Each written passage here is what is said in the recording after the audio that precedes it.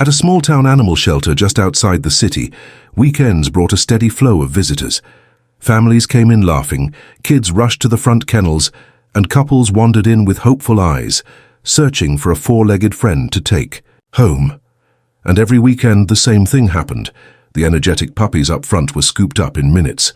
People knelt down to coo over their floppy ears and clumsy paws. Loud, playful dogs wagged and barked eagerly, putting on a show for anyone who passed. Even the grumpy older ones managed to catch attention with a funny growl or a nudge through the bars. But one kennel, the third from the end on the left, was different. Inside it, a scruffy brown mutt named Toby lay quietly, his chin resting on his paws. He didn't bark, he didn't stand up, he didn't do tricks. His eyes followed the people passing by, but his tail stayed still. He had been there so long that most visitors didn't even notice him anymore. He wasn't young. His fur was a bit patchy near the back legs, and one ear flopped lower than the other. His collar, once red, had faded to a dusty brick color, and its buckle had dulled over time. The tag was missing. Only the name Toby remained scribbled on his kennel sheet, underlined once in blue pen, with the word calm checked beside it. People wanted excitement. They wanted a dog who looked up at them with big pleading eyes and wagged until the kennel rattled. Toby didn't do any of that. He just waited. The staff at the shelter liked him, of course. They gave him extra treats sometimes and gently patted his head when cleaning the kennels, but even they didn't know much about his story. He had been dropped off during a thunderstorm one night, no paperwork, no name, just the collar he wore and a towel wrapped around him. The staff had chosen the name Toby because it just felt right. They tried to feature him on their website once, but the photo didn't capture much. He just looked sad, not in a dramatic way. Just quiet, forgotten. He's a sweetheart, one volunteer had said, but he's not what most people come looking for. And so for months, Toby watched other dogs come and go. He watched people smile as they filled out adoption forms and drive away with wagging tails in the back seats. He watched kennels around him empty out and fill again, but his corner stayed the same. Every now and then he would sit up when someone approached slowly. If a child knelt down and didn't speak too loudly, Toby would inch forward and sniff the air. But if the person moved on quickly, as most did, he would retreat again, lying flat against the floor like a dog who had learned not to expect too much. It wasn't that he had given up. Not entirely.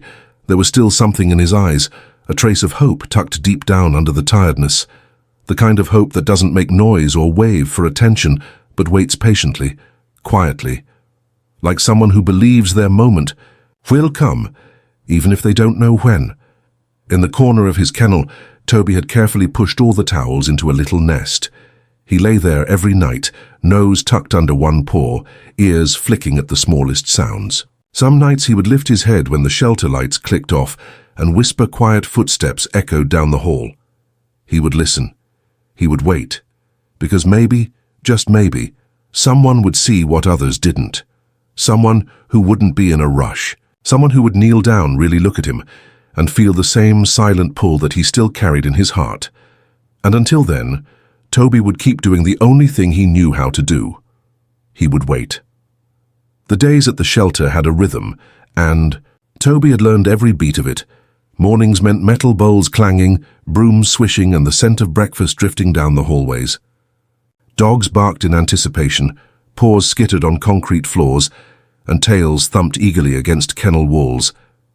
Toby didn't bark. He would quietly sit up when the volunteer came by with his food. He'd wait for the bowl to be placed, give a small wag, and then eat slowly with the kind of patience most shelter dogs didn't have. When the noise calmed down, he would return to his corner nest and curl up again. The afternoons were filled with visits, the sound of feet shuffling past, excited voices, and children's laughter echoing off the tile floors. Sometimes they would stop at his kennel, but rarely for more than a second. Most people wanted dogs who leapt up the moment they approached. They wanted instant chemistry, a spark. Toby never pretended to be something he wasn't. He didn't perform. He only offered quiet companionship, the kind that asked for nothing and promised everything in return. Over time, Toby had watched more dogs leave than he could count. He remembered every goodbye. The yappy terrier who barked until someone finally took her home. The big shepherd mix who broke a leash on the first day but melted into a man's arms the next. Even the tiny, one-eyed pug who sneezed constantly. Someone loved him enough to come back twice. Each time a dog was adopted, the shelter staff would cheer. Another happy ending, they'd say, marking names off the board. Toby's name had never even made it to the board. He noticed the little things, though, how the room quieted after a goodbye, how his kennel sometimes got shuffled further, down the row to make space for new arrivals, how the volunteers stopped trying to get his photo for the adoption website because it never seemed to come out right, just a shadowy dog lying still. Some staff tried harder than others. One young volunteer, Marcy, always slipped him an extra treat. She'd kneel outside his kennel and whisper, "You're a good boy, Toby, your person's coming, I know it." He wanted to believe her. He really did. But even for a dog who still had hope tucked deep down, the routine of being left behind again and again began to wear on him. He slept more, he moved less. He moved. Hands slowly, his tail wagged less often. On especially quiet nights after the lights dimmed and the hallway fell silent, Toby would lift his head and look at the door, not because he heard something, but because something in him still wondered if maybe tonight would be different. What he didn't know was that change was already making its way toward him. It wouldn't come with fanfare or barking dogs. It wouldn't arrive in a rush like all the other families had. It would come quietly, slowly, step by step, just like Toby himself. And it wouldn't be a family of 4 or a couple holding a leash and checklist. It would be one boy, just one. Boy who noticed what others didn't. A boy who didn't want the loudest dog or the one who jumped first. A boy who carried a notebook, asked quiet questions, and believed that love sometimes looked like stillness and silence and patience. But that moment hadn't come yet. For now, Toby lay in his corner, eyes half closed, listening to the same hum of the shelter. He didn't know someone new was about to walk through the doors, someone who wouldn't pass him by, someone who would finally look at the old red collar and see what no one else had seen. All Toby knew was how to wait, and he was still waiting. The morning was grey, the kind of grey that made the sky feel closer than usual. Light rain tapped gently against the windshield as Mason stared out the car window, his hands folded tightly in his lap. His mom glanced over as they pulled into the small gravel parking lot of the shelter. "Ready?" she asked. Mason nodded, though he didn't speak. He had been thinking about this moment for weeks. Since the school year ended, he had saved every dollar of his allowance, raked neighbors' lawns, helped his aunt paint her fence, and even sold his favorite action figures. It wasn't just about wanting a dog. It was about finding one that needed him as much as he needed it. He stepped into the shelter with slow, deliberate steps, a small spiral notebook tucked under one arm. It was dog-eared from the past few weeks of planning. Inside were notes he had written to himself. Look for a dog that's shy. Don't pick the first one that runs up. Ask the workers questions. Be patient. He had never had a dog before, but he had read about them. He knew that some needed time, and he was okay with that. The lobby was filled with the sounds of eager barks. Behind the desk, a friendly-looking woman smiled as they approached. "Looking to adopt today?" "Yes," Mason replied, his voice quiet but certain.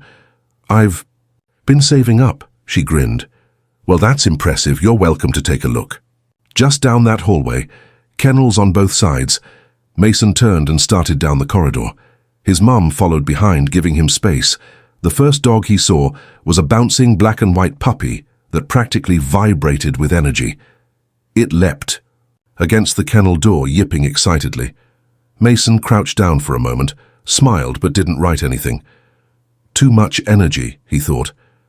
This dog would be adopted before the week was out. Further down, he paused at a golden retriever with a tennis ball in her mouth. She wagged her tail furiously and dropped the ball, nudging it toward the bars.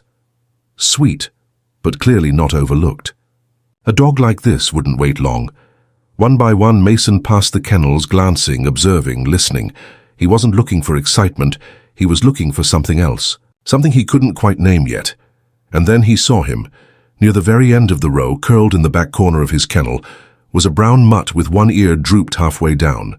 His eyes were open, but he didn't get up. He didn't make a sound. He simply watched. Mason stopped. The dog didn't react at first, didn't even lift his head. But then slowly he blinked. His eyes held no panic, no desperation, just a calm, quiet question. Mason crouched down, gripping the notebook tighter in his hand. For a long moment, neither moved.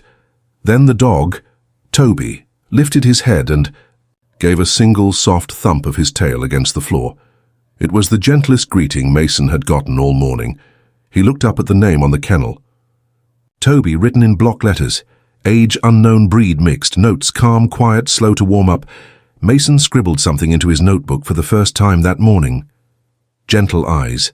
He stayed kneeling there, just watching. Toby didn't come to the front. He didn't wag wildly or bark for attention, but he didn't look away either. The two of them just sat in the stillness, like they were quietly introducing themselves in a language no one else understood. Mason's mom appeared at his shoulder. "Want to keep looking?" she asked softly. He shook his head. "I think I found him," Mason said, and from inside the kennel Toby gave another small wag, like he already knew. Toby hadn't moved in a long time.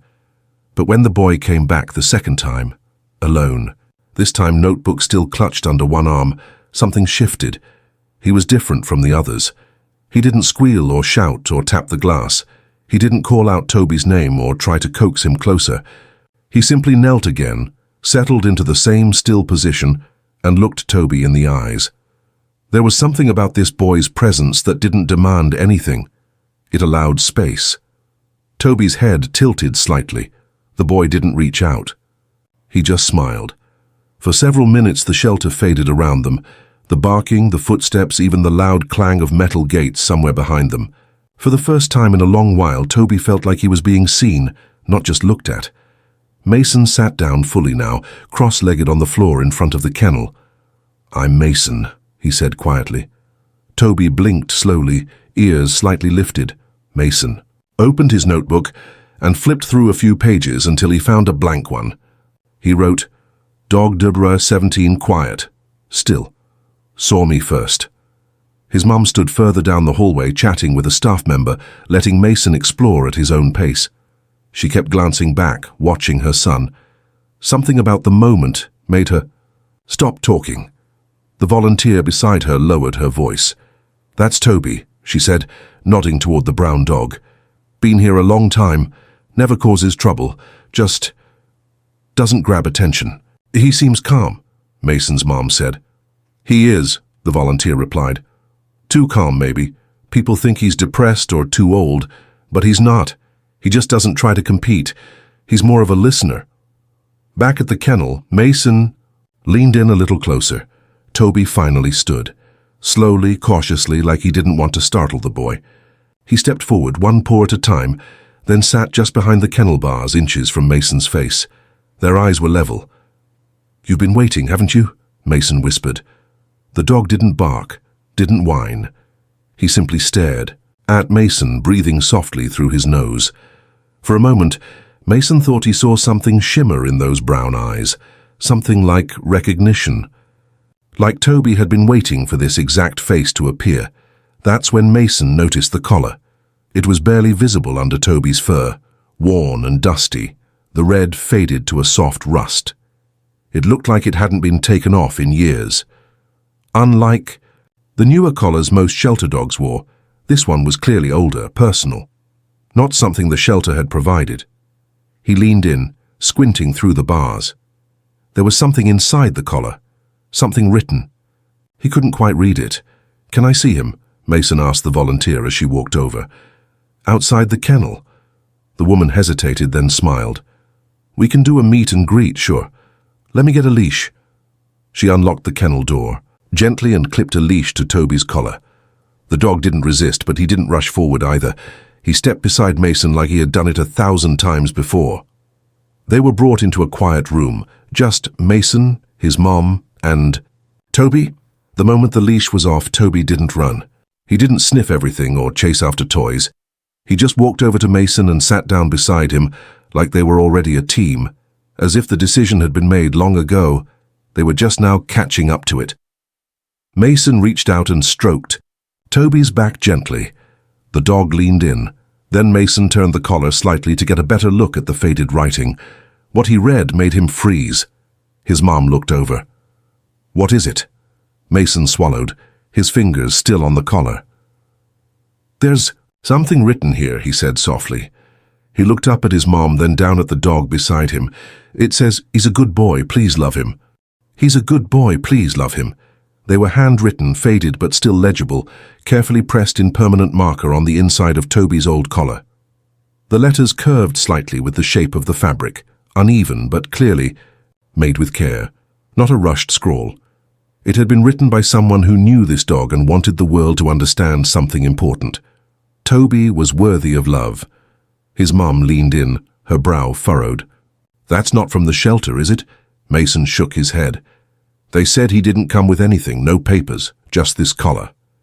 The room fell quiet, except for the gentle sound of Toby's breathing as he settled at Mason's feet.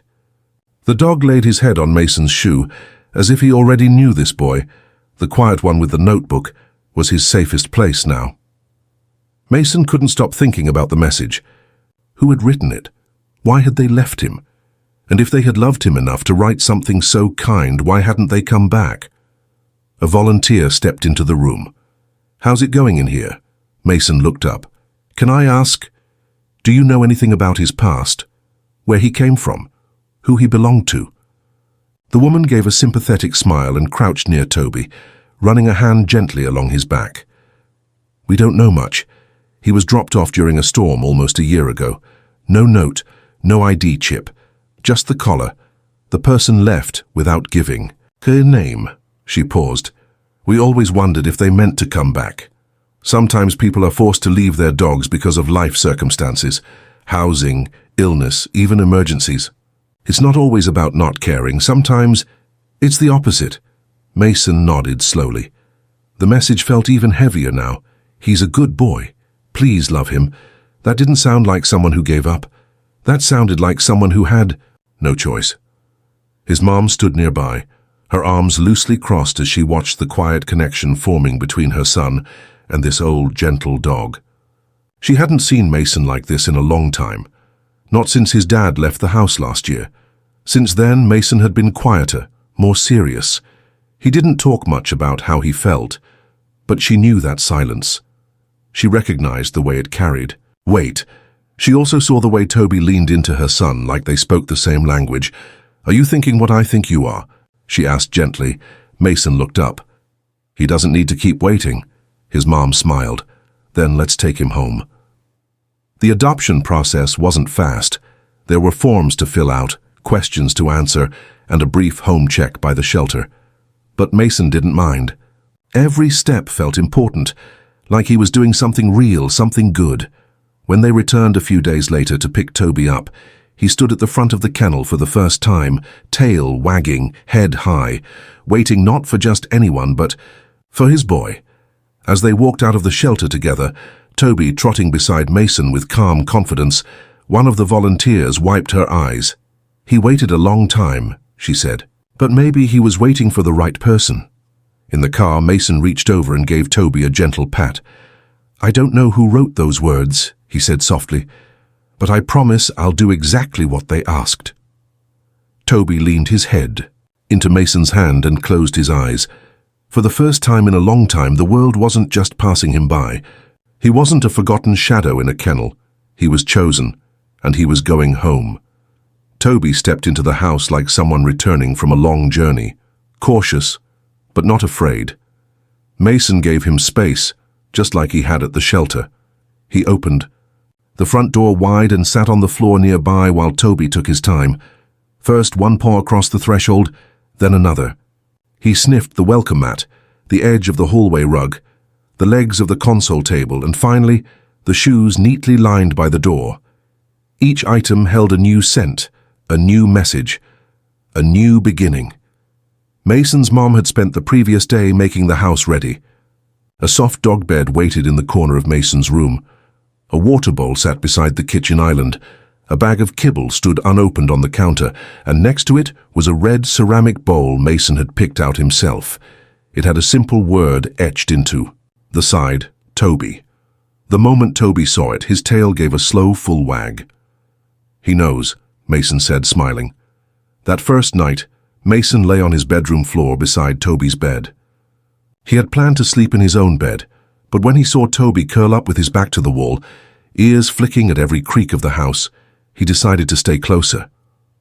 "I don't know what your old home was like," he whispered, "but this one's yours now. You don't have to wait anymore." Toby didn't move, but his tail gave a soft wag. Mason fell asleep with one hand resting gently on Toby's side. Over the next few days, their bond deepened in small, quiet ways. Toby followed Mason from room to room, not in a nervous way, but as if making sure the boy was real, as if he still couldn't quite believe someone had chosen him. They took long walks through the neighborhood, with Mason holding the leash loosely and Toby walking perfectly in step. He didn't pull. He didn't chase. He simply walked, calm, observant, content. And when they passed the old park near the school, something changed. Toby stopped at the edge of the grass and stared. His ears perked up, his posture alert, not tense, but focused. Mason noticed and followed his gaze. "Do you remember this place?"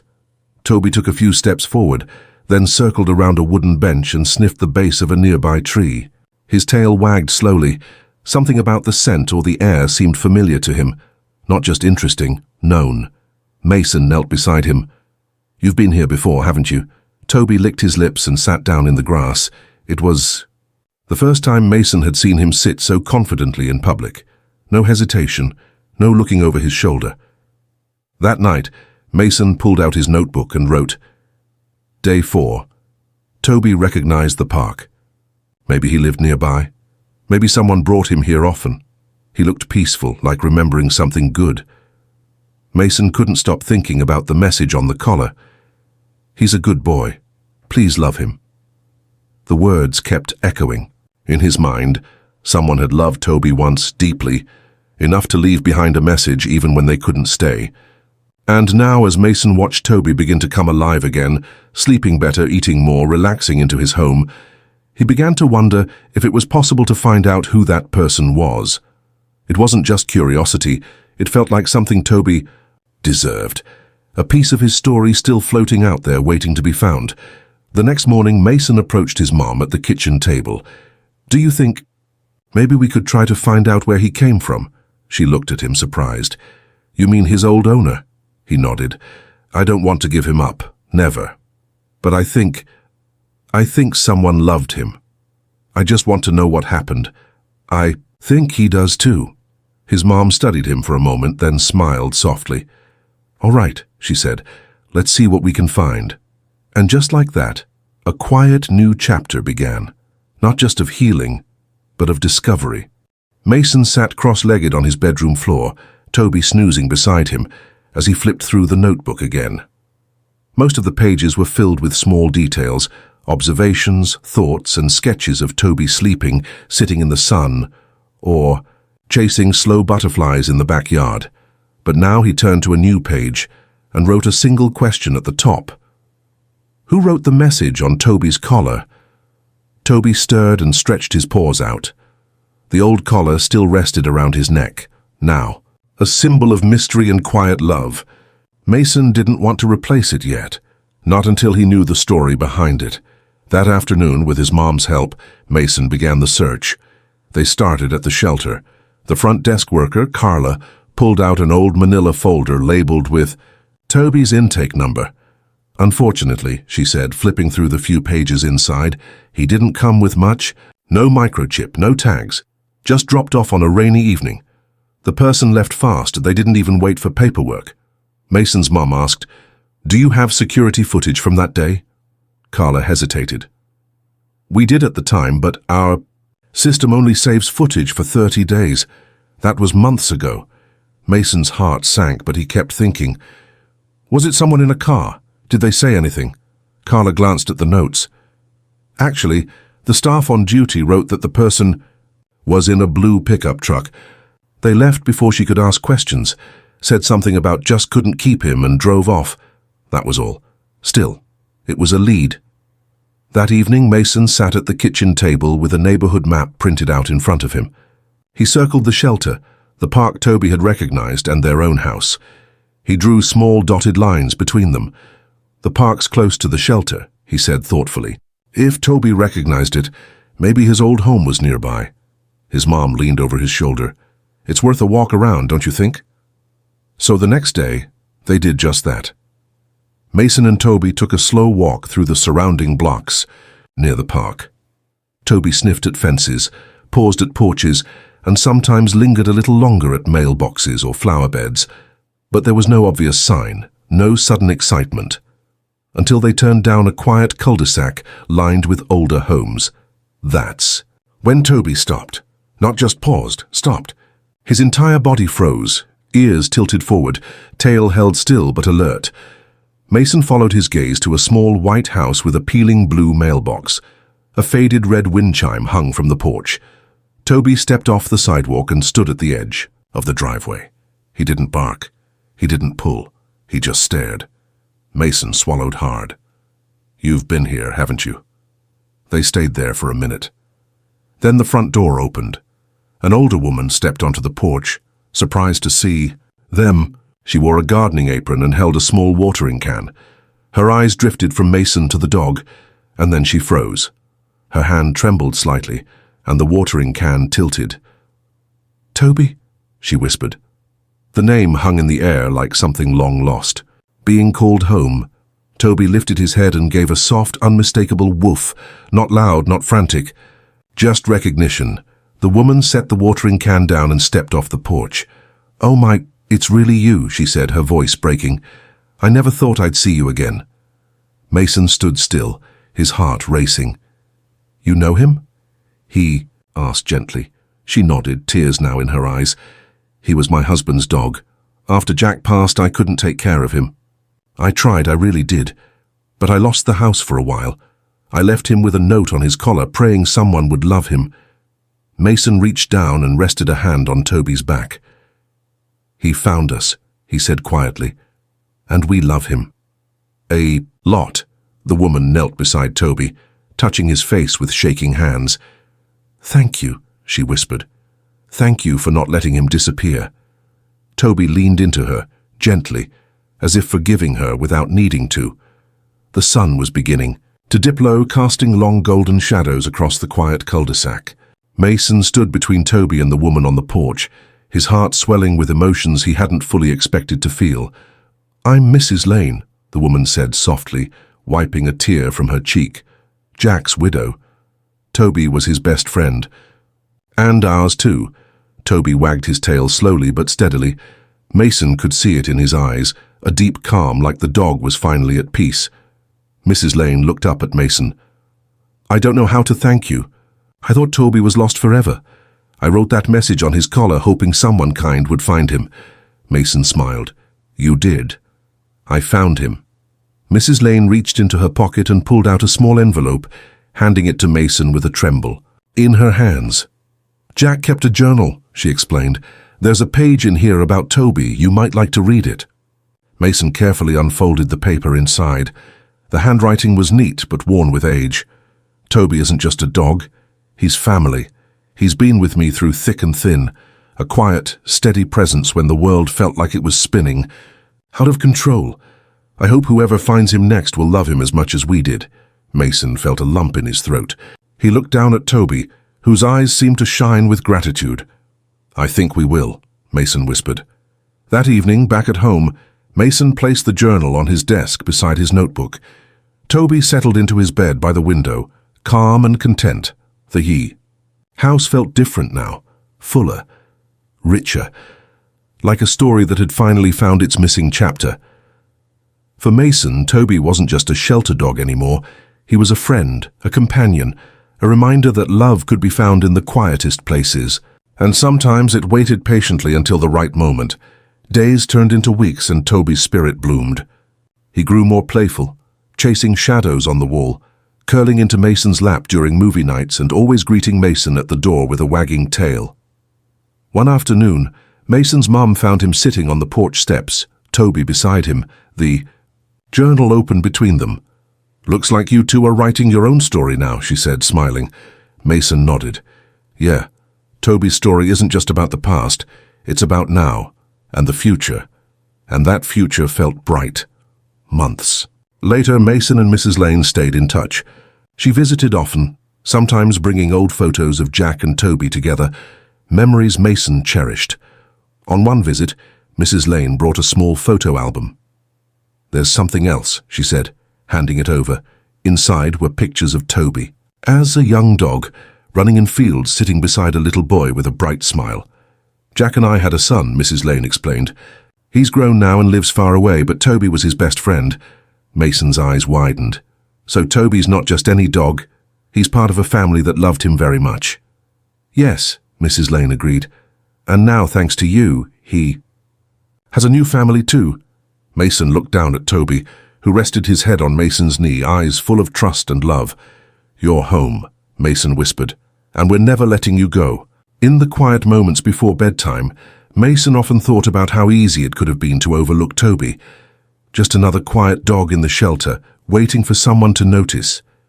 But sometimes, all it takes is one person who sees beyond the surface. One person willing to listen, to wait, and to love without conditions. And sometimes a simple message on a collar is enough to change everything.